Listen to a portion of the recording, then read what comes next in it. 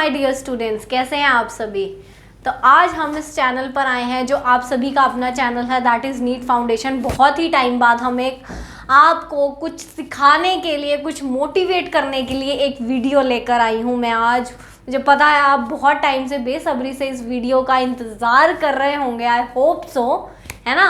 तो live sessions तो हमारे चल ही रहे हैं, तो उसी के साथ साथ आज हम ये कुछ नया सीखेंगे। आज तो क्या सिखाने वाले हो मैम, देखो जब भी हम पढ़ रहे हैं हमें पढ़ते समय तो नींद आती है, मतलब परेशान हो जाते हैं। और केमिस्ट्री एक ऐसा सब्जेक्ट है जिसमें भरपूर इक्वेशंस होती हैं, भरपूर मतलब केमिकल इक्वेशंस लिख लिख के हम लोग बहुत परेशान हो जाते हैं कि भैया है क्या।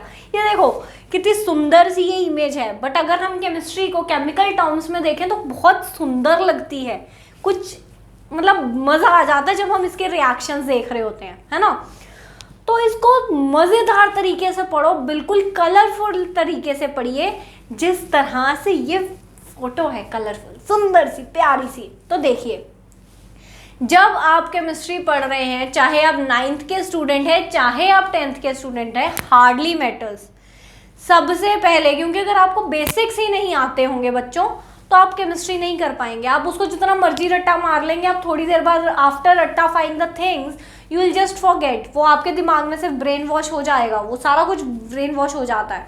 चीज़ें आपके दिमाग में तब रहती हैं जब आप चीज़ों को समझ कर, उनको अंडरस्टैंड कर करते हैं।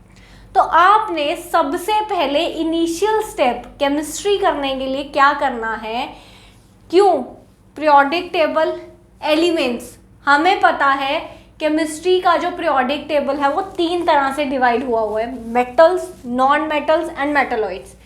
And being at least 9th and 10th class students, आपको कम से कम भी फर्स्ट 30 एलिमेंट्स याद होने चाहिए। पीरियोडिक टेबल के सबसे पहले आज आपका यही काम है कि आपने पीरियोडिक टेबल के फर्स्ट 30 एलिमेंट्स याद करने हैं, उनका एटॉमिक नंबर, उनका मास नंबर, उनका सिंबल। ये तीनों चीज़ें आपको फर्स्ट 30 एलिमेंट्स की बच्चों याद हो जानी चाहिए, चाहे आप 9th में हैं चाहे 10th में है। 10th में अगर आ चुके हो तो बहुत लेट हो चुके हो, 9th में ही वो चीज़ें याद हो जानी चाहिए थी, तो आप पहले इनको याद कीजिए। दूसरी बात, एटम का जो स्ट्रक्चर है वो आपको पता होना चाहिए कि आखिरकार एटम का स्ट्रक्चर है क्या। You should be aware of the fact कि एटम के सेंटर में न्यूक्लियस प्रेजेंट है, उस न्यूक्लियस के आसपास शेल्स है, उन शेल्स में इलेक्ट्रॉन्स रिवॉल्व करते हैं और सेंटर में न्यूट्रॉन्स और प्रोटॉन्स उस न्यूक्लियस के अंदर पड़े हैं। तो आपको एटम का ये बेसिक स्ट्रक्चर भी आना चाहिए। अगली बात, you should be knowing how to write the electronic configuration of the elements. अगर आपको इलेक्ट्रॉनिक कॉन्फ़िगरेशन लिखनी नहीं आएगी तो आप उसका कोई भी, अगर आपको केमिकल फॉर्मूला बनाना है, आप नहीं बना पाएंगे। केमिकल फॉर्मूला बनाने के लिए आपको इलेक्ट्रॉनिक कॉन्फ़िगरेशन आनी, एटॉमिक नंबर पता होना, एटम के स्ट्रक्चर के बारे में नॉलेज होनी बहुत इंपॉर्टेंट है। और chemistry is all about chemical formulas, है ना। तो आपको ये मेन चीज़ें सबसे पहले तो पता होनी चाहिए।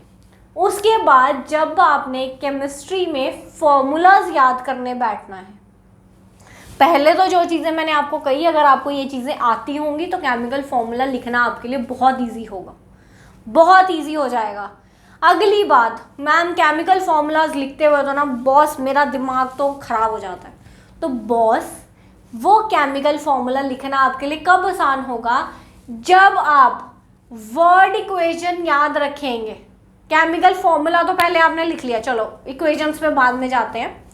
केमिकल फॉर्मूला के लिए तो आपने वही करना है, आपको अगर सिंबल्स याद हैं, एटॉमिक नंबर याद है, नंबर ऑफ इलेक्ट्रॉन्स याद है, इलेक्ट्रॉनिक कॉन्फ़िगरेशन अगर आपको लिखनी आती है, आप केमिकल फॉर्मूला फटाफट से लिख देंगे। NaCl, अच्छा सोडियम में 11 इलेक्ट्रॉन्स हैं, क्लोरीन में आउटर मोस्ट शेल में 17 इलेक्ट्रॉन्स हैं, उसमें 2 8 1, उसमें 2 8 7, फटाफट फिल करें इलेक्ट्रॉनिक कॉन्फ़िगरेशन में, ठीक है। उसके बाद सोडियम 1 इलेक्ट्रॉन देगा, क्लोरीन 1 इलेक्ट्रॉन लेगा, फटाफट से आपने क्या करा, केमिकल फॉर्मूला बना दिया, NaCl बना दिया, ठीक है। अब अगर आपको पूरी केमिकल इक्वेशंस याद करनी है तो आप क्या करें?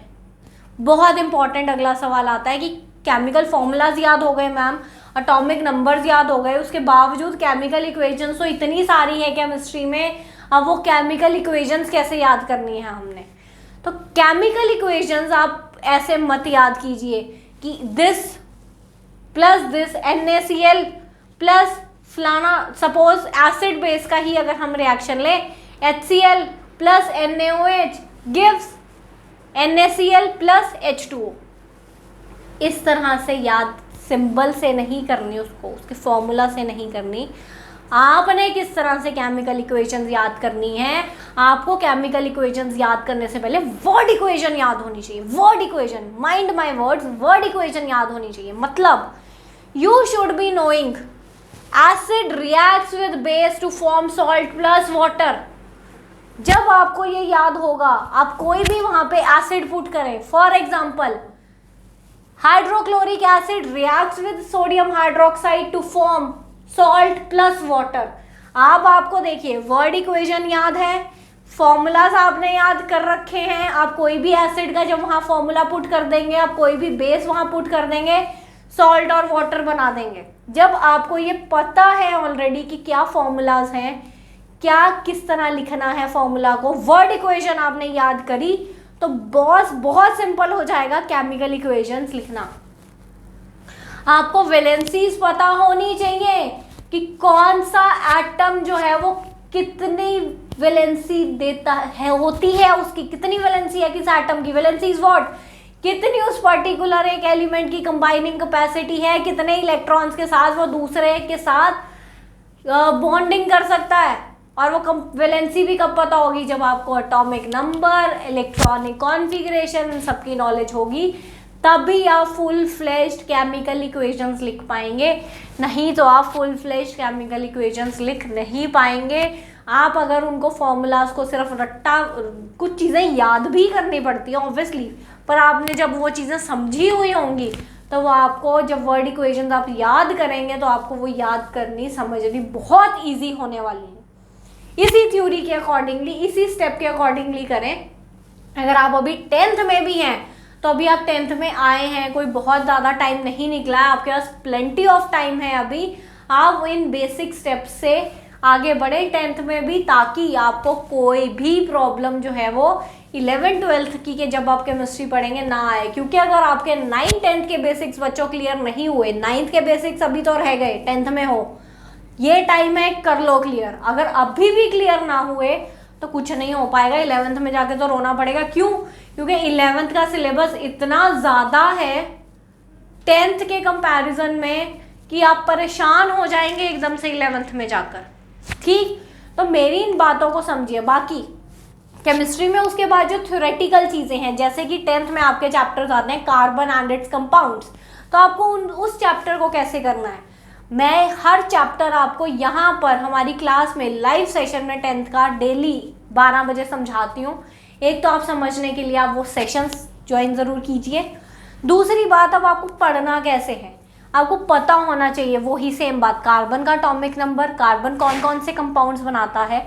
आप क्या कीजिए, एक पेज के ऊपर एक पेपर उठाइए, आज ही एक पेन उठाइए, हर चैप्टर की जितनी भी इक्वेशंस हैं वो एक पेज के ऊपर नोट डाउन कर लीजिए, ताकि चलते फिरते, अच्छा this plus this gives this, हाँ मुझे याद है, कुछ गलत तो नहीं सोचा, पर मैंने पेज उठाया, खोला, पढ़ा, हाँ मैंने ठीक सोचा था, रख दिया।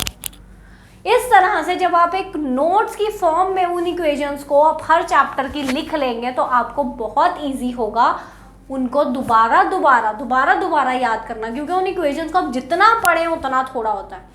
बाकी जो थ्योरेटिकल चैप्टर्स हैं इधर 9th के इधर 10th के केमिस्ट्री के, जैसे मैटर इन आवर सराउंडिंग्स हो गया, आपका 10th का जो है वो फर्स्ट चैप्टर जो है केमिकल रिएक्शंस एंड इक्वेशंस में जो डेफिनेशंस हैं वो तो obviously you have to just understand those and learn them up, है ना।